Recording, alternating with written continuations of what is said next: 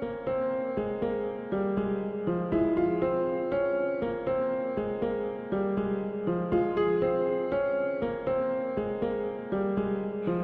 guys, ketemu lagi bareng gue Adele. Dan kali ini gue bakalan bawain cerita dari teman-teman yang sudah dikirim ya ke email Real Horror Story. Jadi untuk kalian yang mungkin juga punya kisah-kisah mistis berdasarkan pengalaman nyata ya, bisa kalian share dan kalian kirimkan ke email Real Horror Story. Untuk alamat emailnya bisa kalian lihat di deskripsi.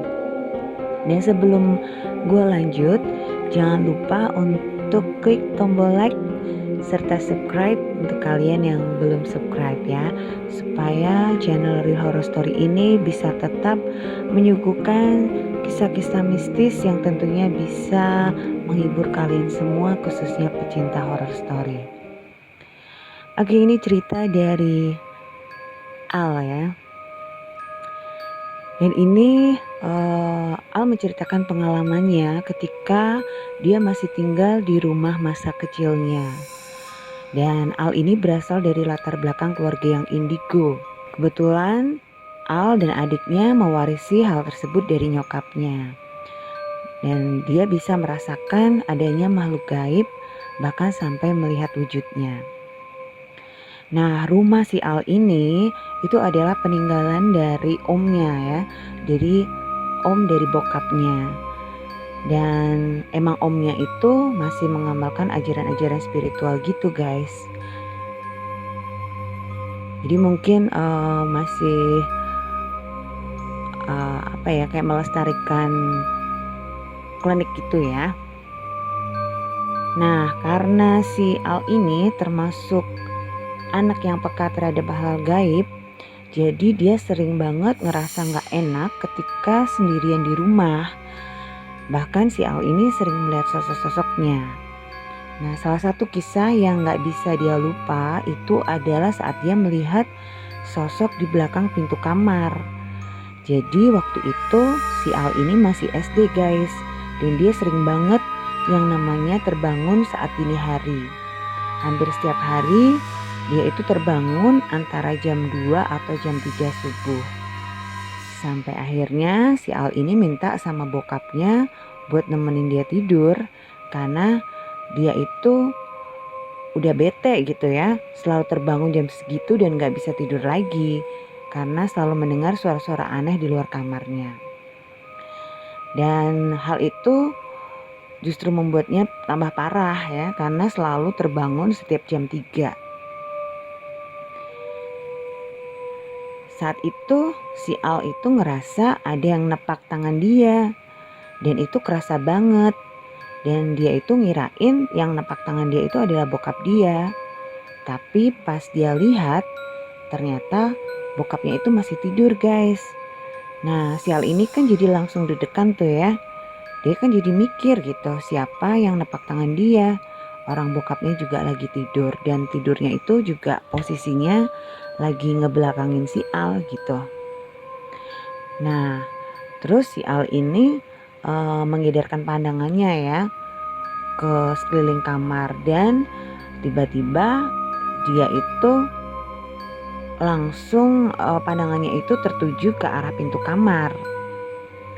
Dan dari dulu si Al ini memang paling males kalau suruh nengok ke belakang pintu kamarnya, kalau pintu kamarnya itu lagi dalam keadaan terbuka. Pas dia ngeliat itu, tiba-tiba si Al ini ngelihat seperti ada rintik-rintik buram di depan pintu. Dan bayangan itu tuh semakin lama tuh tambah jelas gitu guys. Jadi si Al ini tambah fokus ngelihatnya ke sana, sampai kemudian bayangan yang tadi samar-samar itu membentuk suatu sosok ya. Jadi berbentuk kayak makhluk gitu, kayak seseorang gitu ya. Jadi ini seperti orang, tapi matanya tuh cuman ada satu guys, dan gak ada mulutnya. Nah, si Al ini kan udah jadi deg-degan banget gitu ya, dan dia bingung gitu mesti ngapain. Terus dia itu bangunin bokap dia. Cuman si Al ini gak bisa bangun gitu. Dia mungkin kayak tindihan gitu ya. Jadi dia tetap tidur. Tapi dia masih tetap ngawasin si makhluk itu. Jadi tetap ngeliatin makhluk itu gitu. Terus si Al ini juga udah doa-doa ya, udah berusaha doa sebisa mungkin gitu. Terus dia tuh malah lihat si makhluk itu tuh jalan ngedeket ke arah kasur dia gitu. Terus makin deket dan akhirnya makhluk itu hilang. Tapi si Al ini ngerasa ada yang nyolok mata dia sampai matanya itu kerasa perih. Dan si Al ini langsung nyemputin muka dia ke bawah bantal guys. Jadi kayak dia tuh ngerasa kayak sebelum makhluk itu ngilang ya, makhluk itu tuh nyolok mata dia gitu. Nah pas si Alnya nyoba buat ngecek lagi si makhluk itu, ternyata makhluk itu udah gak ada. Terus si Al itu langsung bangunin bokap dia. Cuman karena masih subuh ya, mungkin bokapnya juga masih capek banget, masih ngantuk banget. Jadi malah dia agak dimarahin gitu guys sama bokap dia gitu. Ngapain sih bangunin subuh-subuh kayak gitu. Terus si Al ini juga punya cerita waktu dia udah SMA. Kalau tadi itu cerita waktu dia masih SD. Ini ceritanya waktu dia udah di SMA ya. Nah masih di rumah yang sama waktu dia udah SMA. Dia tuh mutusin untuk pindah kamar ke lantai 2. Jadi rumahnya itu tingkat guys. Waktu masih SD tuh dia tinggalnya di kamar lantai 1 ya, di bawah gitu. Setelah dia gede SMA dia pindah nih ke lantai 2 gitu. Nah dia pindah itu karena kamar yang sebelumnya itu mau dipakai sama adiknya. Tapi ternyata guys, kamar dia yang di lantai 2 ini lebih horor dari kamar dia sebelumnya yang di lantai 1. Nah kamar yang di lantai 2 ini emang sebelumnya jarang banget dipakai ya, karena cuman disediakan untuk tamu-tamu atau mungkin saudara-saudara dia yang mungkin mau nginep di rumah dia gitu, berkunjung ya. Nah terus suatu malam ya si Al ini pernah tindihan sampai berkali-kali. Jadi dia tuh lagi tidur terus kayak ngimpi gitu guys. Tapi dianya tuh itu melek gitu. Jadi dia nyadar kalau dia lagi tidur gitu. Cuman badan dia tuh gak bisa digerakin. Terus dia ngedenger ada suara bayi nangis kenceng banget. Nah akhirnya si Al ini berusaha bangun. Dia juga udah doa-doa gitu ya. Terus kemudian dia bisa kebangun dan dia lihat itu udah jam 2:30 subuh. Karena masih jam 2:30 dia nyoba buat tidur lagi. Gak taunya tuh malah dia tuh tindihan lagi dan lebih parah guys. Dia itu mimpi badannya gak bisa gerak ya. Dan dia tuh lagi ngadep ke arah tembok kamar. Terus dia itu ngelihat ada kayak orang tapi badannya tuh kecil gitu ya. Jadi mungkin kayak apa sih, kayak kerdil gitu ya. Warnanya hitam dan itu berdiri lalu pelan-pelan gerak ke arah dia. Nah terus pas si Alnya itu melek ya, dia ngelihat sosok tadi itu kabur guys. Cuman sosok itu masuk ke kolong kasur dia gitu. Nah si Al ini kan terus jadi deg-degan ya. Dia langsung mikir kan, waduh ternyata selama ini yang ngendon di bawah kasur dia itu makhluk itu gitu. Pantas aja adik dia itu kan, adiknya memang lebih peka ya, lebih peka untuk dunia-dunia astral gitu. Itu adiknya tuh paling gak mau kalau disuruh ngambilin barang atau disuruh masuk ke kamar dia gitu. Kalau dia sendirian dia gak mau gitu. Dan ternyata mungkin adiknya tuh juga lihat ada makhluk di bawah kolong kasur dia gitu. Nah makhluk-makhluk yang ada di rumah dia itu ngeganggunya tuh bukan hanya ke si Al atau ke adiknya aja, tapi juga ke nyokapnya dia guys. Karena emang mereka bertiga yang cukup peka ya dengan hal-hal gaib kayak gitu.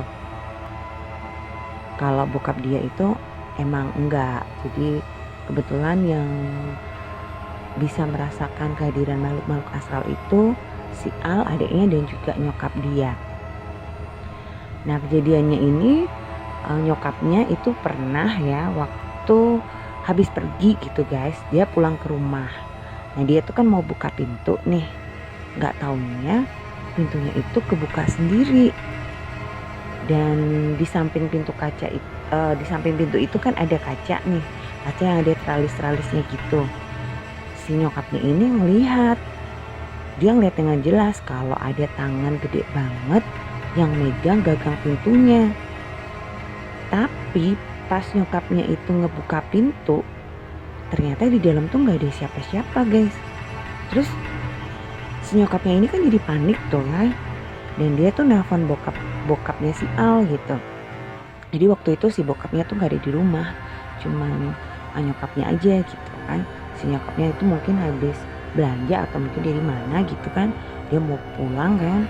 Pas mau masuk rumah belum juga buka pintu, ternyata pintunya itu udah ngebuka sendiri kayak gitu. Dan dia ngelihat ada tangan gede banget yang ngebukain pintu kayak gitulah. Terus bokapnya itu kan lagi telepon kan, udah ditelepon, terus bokapnya balik. Terus dicek kan sama bokapnya, dia ngecek ke seluruh isi rumah gitu.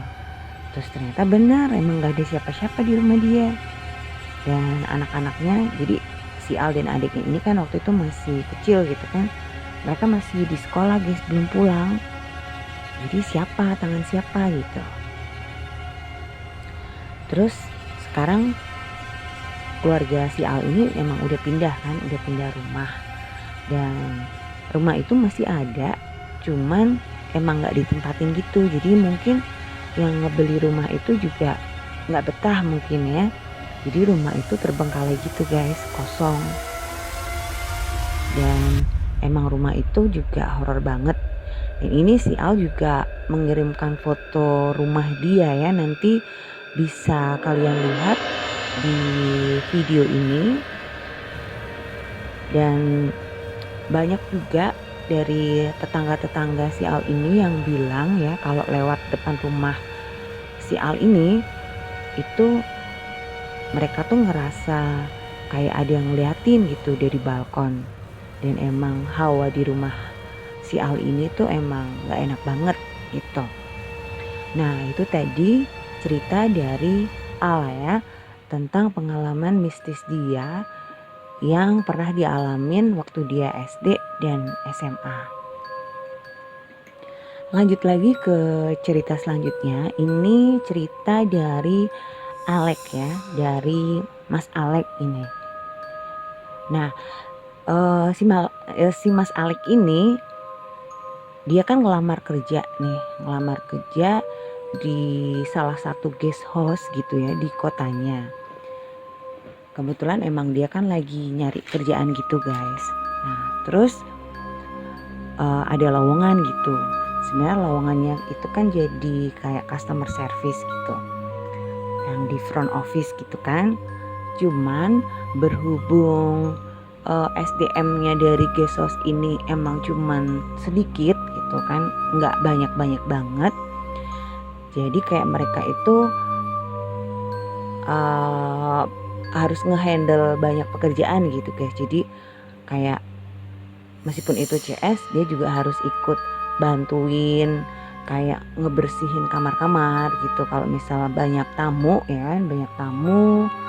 Terus karena SDM-nya juga cuman sedikit, jadi kayak diperbantukan gitu untuk bantu-bantu bersih-bersih gitu kan. Nah waktu itu si Alek ini ditugaskan oleh manajernya untuk bantuin ngebersihin kamar di lantai 2 gitu. Kebetulan guest house ini ada 4 lantai guys, ada 4 lantai.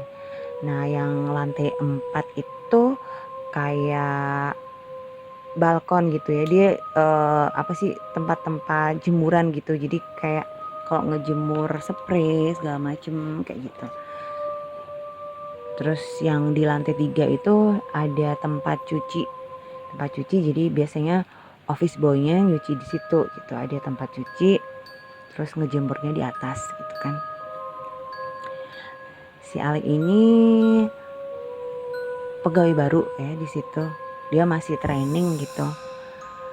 Sebenarnya si Alek ini udah ngerasa agak nggak nyaman sih waktu dia hari pertama kerja. Nah waktu hari pertama dia kerja itu, dia kan dikasih satu kamar nih. Jadi ada satu kamar yang difungsikan untuk tempat istirahat buat pegawai-pegawainya gitu. Kan di situ pegawainya tuh cowok semua guys, nggak ada ceweknya ya. Itu cowok semua, jadi sama ownernya itu disediakan satu kamar untuk nyimpen barang-barang, misal tas atau segala macem kayak gitu, dan mungkin buat istirahat juga gitu kan. Mungkin yang shift malam, karena di situ kan kerjanya ada shiftnya gitu ya, jadi yang shift malam mungkin kalau capek dia boleh lah istirahat di kamar itu kalau emang lagi nggak banyak kerjaan gitu. Nah, si Alek ini kan masuk ke kamar itu untuk naruh tas dia gitu. Jadi dia mau nyimpen tas dia di kamar itu. Pas dia masuk, itu lampu di kamar itu tiba-tiba itu kayak mati hidup sendiri guys, jadi kedap-kedip gitu. Cuman si Aleknya ini kan cuek aja gitu kan, dia tetap masuk terus naruh lah tasnya di situ gitu. Pas dia naruh tas, dia tuh kaget kan karena pintunya itu nutup sendiri guys. Pintunya nutup sendiri dan ngejeder agak kenceng gitu. Dia kan kaget kan, cuman dia nggak mikir macem-macem gitu ya, dia mungkin kena angin atau gimana lah. Meskipun sebenarnya juga dia mikir, masa sih sekelas guest house bisa ada angin masuk kayak gitu kan.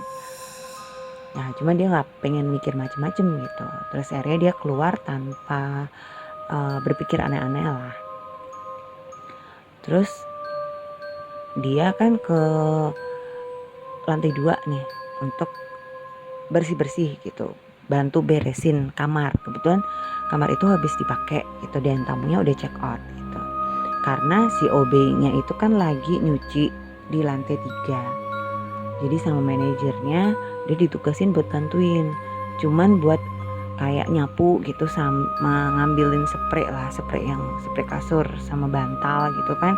Sarung bantal, sarung guling yang udah dipakai gitu. Nah, si Alek ini kan lagi nyapu kamar. Dia tuh ngelihat ada rambut guys, jadi banyak rambut kececer gitu. Dia emang waktu dia masuk tuh dia ngeliat kamar itu emang kotor gitu kan, kotor banget gitu. Terus ya udah dia nyapu kan,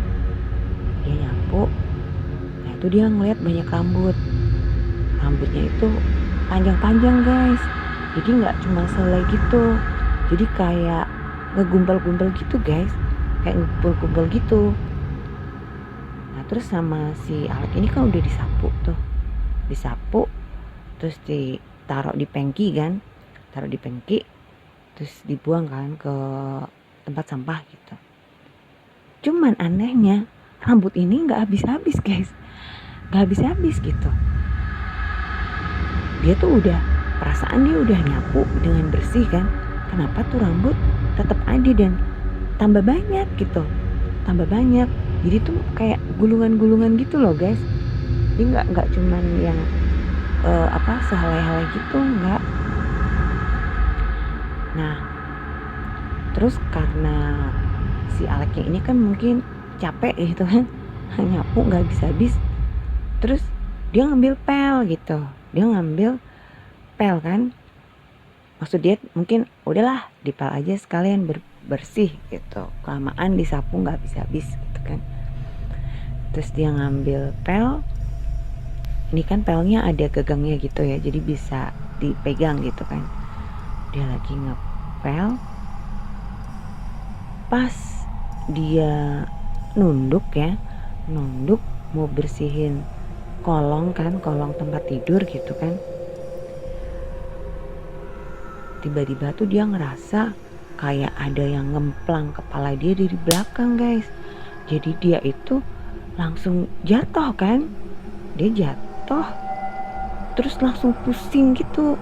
Gimana sih kalau ditampol kepala dari belakang ya kan, dan itu nampolnya kayak kenceng gitu guys, jadi kayak ditoyor gitu loh, ditoyor tapi kenceng gitu. Terus dia sampai jatuh gitu kan, dan dia kan ngerasa pusing banget tuh kepala dia tuh, langsung pusing banget sampai nggak kuat, dia itu sampai muntah guys. Jadi dia itu muntah gitu kan, karena saking pusingnya dia lari ke kamar mandi kan. Waktu itu lari ke kamar mandi kan, kebetulan kalau kamar guest house itu kan pasti ada kamar mandi dalamnya kan. Dia sempat muntah-muntah di situ, cuman karena emang mual banget dan dia udah ngerasa merinding banget, dia ngerasa udah ini nggak beres banget kayak gitu ya, udah nggak beres. Dia langsung keluar dari kamar itu, terus dia berusaha buat ngalihin perhatian ke kerjaan lain, cuman si Alek ini terus mual guys, terus mual, dia ngerasa pusing banget. Dan tiba-tiba waktu dia tuh kan mau naik ke lantai 3 karena manajernya kebetulan lagi ada di lantai 3 gitu. Dia pas mau naik ke lantai 3, dia itu udah ngelihat banyak banget makhluk-makhluk astral yang berdiri di lorong arah mau naik ke lantai 3 guys. Jadi di situ ada Mbak Kunti, ada pokoknya banyak banget ya. Langsung dia nggak jadi naik ke atas, dia langsung turun ke bawah. Terus dia telepon dari resepsionis kan, dia minta izin pulang kayak itu, karena dia ngerasa pusing banget, nggak kuat, dan dia masih terus muntah-muntah gitu. Nah terus si manajernya ini nyamperin dia karena melihat si Alek ini emang udah pucet banget. Akhirnya dia diizinkan buat pulang kayak gitu. Terus sampai di rumah si Aleknya ini sampai sakit guys. Jadi dia sampai sakit 2 hari gak bisa masuk kerja karena kepalanya itu masih pusing dan dia tuh ngerasa badannya berat banget. Cuman untungnya nyokapnya si Alek ini indigo gitu. Jadi begitu dia nyampe rumah gitu kan, dia tuh langsung nyari nyokap dia gitu. Dan nyokap dia kan lagi mandi nih. Si Alek ini langsung gedor-gedor pintu kamar mandi gitu. Mama kayak gitu kan. Terus si nyokapnya dia kan kaget gitu kan. Cuman pas si Aleknya gedor-gedor pintu kamar mandi nih, nyokapnya tuh udah kayak feeling gitu guys. Jadi nyokapnya tuh langsung ngerasa merinding gitu kan, nggak ada apa-apa, merinding gitu. Terus si nyokapnya ini kan lagi mandi tuh, dia kan teriak kan di dalam kamar mandi, ada apa kan gitu kan. Si Aleknya bilang, mama tolong aku bersihin kayak gitu. Si nyokapnya kan bingung, bersihin apa kayak gitu. Aku kayaknya ketempelan nih, kata si Aleknya gitu. Nah terus mamahnya kan penasaran, ketempelan apa, mungkin dia mikir gitu kan. Dia buka nih pintu kamar mandi, dia buka dikit gitu, ngintip gitu kan. Pas dia buka, langsung dia kayak ngerasa ada hawa gak enak gitu kan. Langsung dia bener-bener rasa merinding. Terus dia tahu emang bener apa yang diomongin sama si Alek. Jadi ada yang ngikutin gitu, ngikutin si Aleknya. Terus langsung si nyokapnya bilang sebentar gitu kan. Terus dia cepet-cepet ganti baju. Jadi diurungin mandinya, belum kelar, dia keluar. Terus langsung ngebersihin si Alek ini gitu. Jadi sebenarnya makhluk itu nggak masuk ke rumah guys, cuman tangannya itu kayak bisa molor panjang gitu, dan itu kayak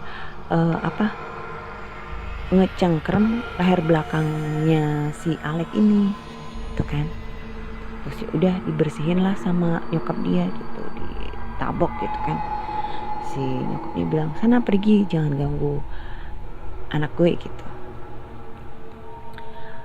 Terus si Aleknya ini setelah dibersihin sama nyokap dia ngerasa agak mendingan, udah gak terlalu pusing, cuman masih berat. Dan akhirnya dia masih sakit guys, dia sakit sampai 2 hari gak bisa kerja. Terus dia bilang sama nyokap dia kan, kalau dia mau resign aja dari Gisos itu gitu, karena dia gak kuat gitu. Ya udah, akhirnya nyokap dia ngasih keputusan, kembaliin keputusan itu ke si Alek kan, karena dia juga nggak mungkin lah maksain anaknya untuk tetap kerja di tempat itu kalau memang nggak kuat kayak gitu. Akhirnya si Alek ini telepon ke manajernya dia dan menceritakan semua yang terjadi gitu. Dia kan tadinya mikir mungkin bakalan dimarahin atau gimana ya, karena masih training juga kok langsung mundur kayak gitu kan. Cuman si Aleknya ini udah berpikir ya udahlah, nggak apa-apa lah, gue dimarahin juga gue terima, itu emang gue nggak kuat, mau gimana lagi gitu kan. Nah waktu dia ceritain ke si manajer ini, ternyata manajernya ini malah nggak marah, malah dia tuh ngomong kayak gini nih. Terus, oh ternyata kamu juga bisa kayak gitu, kok nggak bilang kalau kamu tuh juga bisa ngelihat gitu. Jadi ternyata di Gisos itu pamali banget untuk ngebersihin kamar-kamar waktu siang hari menjelang sore guys gitu. Nah itu juga nggak tahu kenapa gitu kan.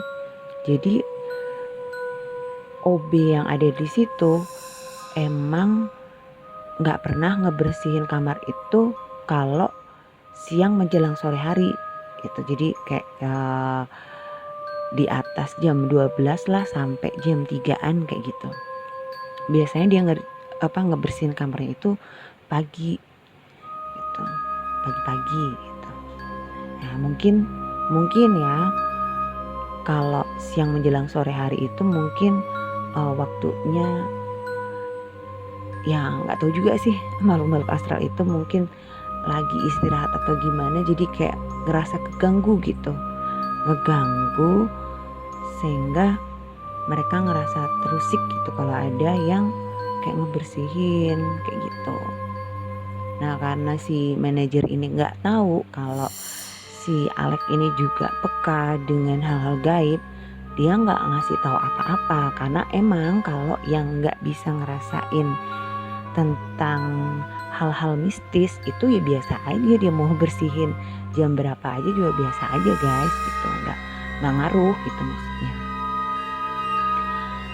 Nah terus menurut cerita temennya si Alek gitu kan, ternyata sebelum Gisos ini dibangun gitu, jadi dulunya itu di situ bekas kuburan guys. Jadi itu kayak kuburan kampung yang lumayan gede, dan kuburan itu udah kuburan tua gitu ya, cuman udah dibongkar. Nah itu nggak tahu juga apakah jenazah-jenazah yang ada di kuburan itu benar-benar sudah dipindahin atau cuman ditumpuk aja gitu guys.